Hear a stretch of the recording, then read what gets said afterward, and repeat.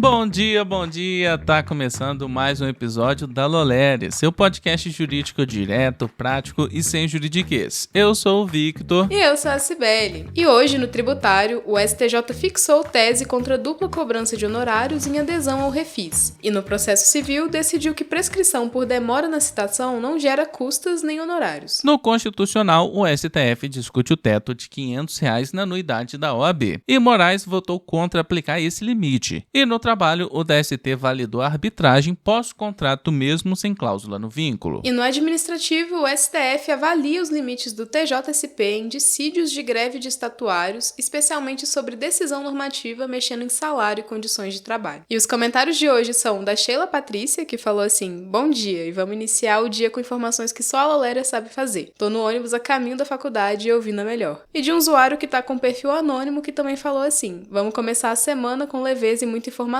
Informação a Lolere faz muito bem. Tô no ônibus a caminho da faculdade ouvindo melhor. Olha só, Vitor, parece que a gente tá fazendo sucesso no caminho da faculdade do pessoal. É isso aí, Cibele. É durante o cafezinho, é durante o percurso e é também quando a gente chega no escritório. Muito obrigado a todos que estão escutando o podcast. Então, bora pro episódio de hoje. Peguem um café, coloquem o fone e vamos entender como essas decisões estão mudando o direito no Brasil e no mundo.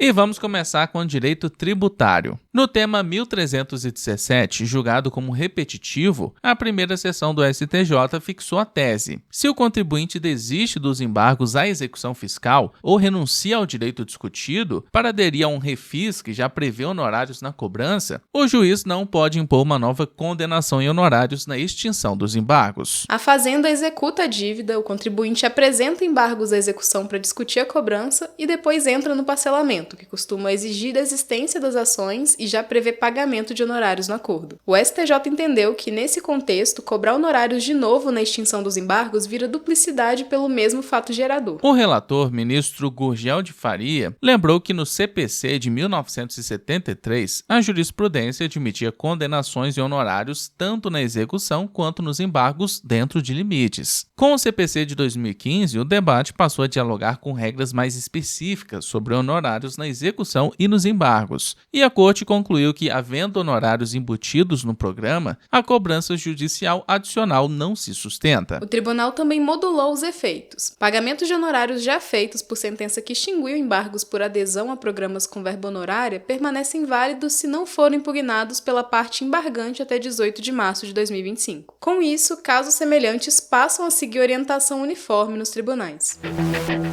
E por aqui nós entendemos que a rotina do advogado vai muito além dos números. Envolve estratégia, credibilidade e tempo. É justamente aí que entra a Digicontes. Contabilidade digital com atendimento humano e foco em negócios jurídicos. A Digi cuida da parte fiscal, financeira e contábil do seu escritório para você focar na advocacia com tranquilidade. E é uma equipe, pessoal, que fala sua língua, conhece as regras da OAB e transforma a contabilidade em aliada da gestão. Então, seja do CNPJ ao planejamento tributário, da folha aos relatórios e ao acompanhamento mensal, tudo isso você pode fazer com clareza, tecnologia e proximidade. Você advoga e a Digi cuida do resto. Quer ver como é no seu caso? Acesse o link da descrição e conheça a Digicontes.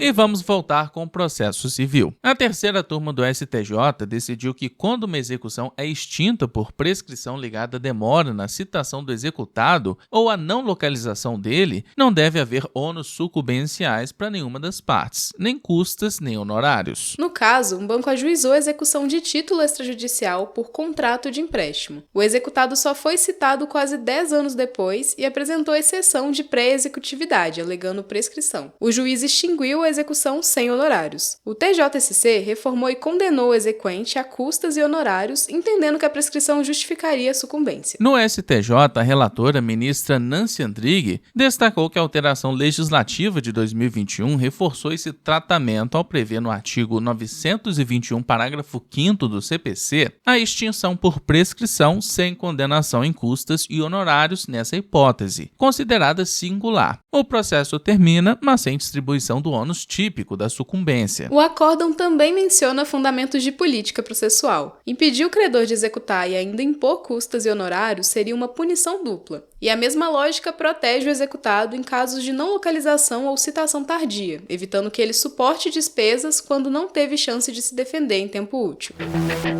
E vamos com o direito constitucional. O STF julga no plenário virtual e com repercussão geral, tema 1180, se o teto de R$ 500 da Lei 12.514 de 2011 para anuidades de conselhos profissionais pode ser aplicado à OAB. No andamento mais recente, o relator Alexandre de Moraes votou para afastar esse limite em relação à ordem. O caso vem de ação de advogado contra a OAB-RJ pedindo aplicar o teto e restituir valores pagos acima. Em primeiro grau, o pedido foi negado, mas a turma recursal do Juizado Especial Federal no Rio de Janeiro aplicou o limite e determinou a devolução. A seccional recorreu ao STF alegando que a OAB tem natureza institucional própria. No voto, Moraes disse que a Lei 12.514 de 2011 mira conselhos em geral, enquanto a contribuição dos advogados tem regra no Estatuto da Advocacia, Lei 8.906 de 1994. Ele citou precedentes sobre a categoria ímpar da OAB, como a ADI 3026,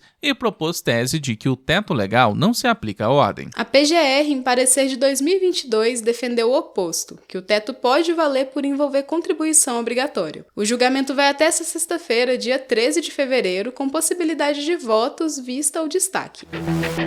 E vamos agora com o direito do trabalho. A quinta turma do TST decidiu por maioria que é válido o compromisso arbitral firmado entre uma instituição de pagamento e um ex-diretor de TI, mesmo sem cláusula de arbitragem no contrato. Para o colegiado, depois do fim do vínculo, as partes podem escolher a arbitragem de forma livre. O executivo foi contratado em fevereiro de 2021 e em dezembro entrou com reclamação pedindo rescisão indireta, alegando retenção de salários e falta de FGTS. No meio do conflito, houve procedimento na Câmara Nacional de Justiça Arbitral e assinatura de termo arbitral com quitação geral mediante pagamento de verbas rescisórias. Ele disse que não concordou de fato e que participou achando que receberia valores pendentes, inclusive bloqueados em conta salário, pedindo nulidade e continuidade da ação. A empresa alegou assinatura expressa do termo e voluntariedade. O TST acompanhou o voto do ministro Douglas Alencar. O artigo 507-A da CLT trata do momento da contratação, mas não impede a arbitragem pactuada após o término do contrato. A turma validou o termo e extinguiu o processo sem mérito. Ficou vencido o relator Breno Medeiros.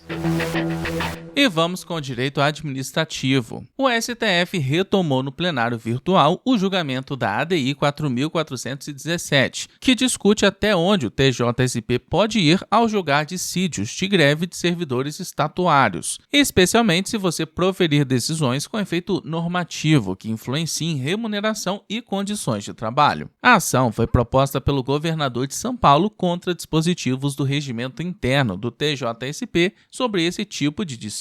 Até agora prevalece o voto do relator, o ministro Nunes Marques. O TJSP pode processar e julgar o conflito de greve na sua jurisdição, mas não pode exercer poder normativo para alterar salários ou regras de trabalho de estatuários. O relator fundamenta essa limitação em legalidade estrita, separação de poderes e reserva de iniciativa legislativa do Executivo. Nesse recorte, Nunes Marques considera incompatível com a Constituição a expressão decisão normativa do artigo 245 do Regimento e também afasta a remissão subsidiária à regra da CLT sobre vigência de sentença normativa, por entender que o regime estatuário não se confunde com a lógica do dissídio coletivo trabalhista. O voto ressalta que o judiciário pode decidir sobre legalidade ou abusividade do movimento e adotar medidas para garantir continuidade de serviços essenciais, mas sem substituir o caminho legal para a criação ou alteração de vantagens e parâmetros gerais de pessoal. O relator propôs modulação de efeitos por as normas terem vigorado por mais de 15 anos, e o ministro Alexandre de Moraes acompanhou o relator após a vista em setembro de 2025.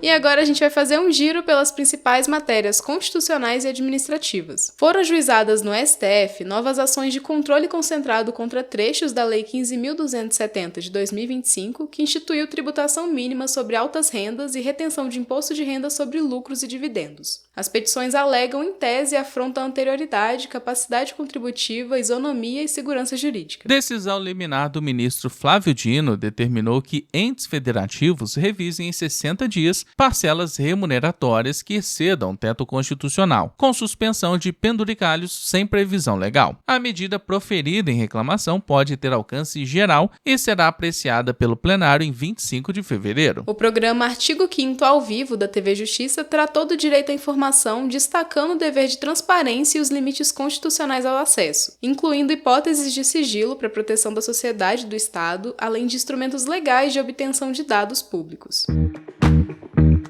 E a gente vai chegando ao fim de mais uma edição. Muito obrigado por ter ficado até aqui. E eu quero agradecer a todo mundo que comentou na edição passada e bateu o ponto aqui com a gente. A Gisele, Josivan, Karina, Reinaldo, Rômulo, Bela, Dali Viegas, Ana Clara, Adriele, Jota, Lilian, a Sheila, Aline, Caroline, Diogo Lemos, Gustavo e Gilvane. Muito obrigado a todos que comentaram. E não esquece de seguir a gente no seu agregador de podcast favorito, ativar as notificações e também avaliar com 5 estrelas. Se inscreve também na nossa newsletter jurídica, ela é gratuita e o link tá aqui na descrição. Compartilha também esse episódio lá nos seus stories e marca a gente no @law.lere. Então é isso, se cuida, bom estudo e bom trabalho por aí.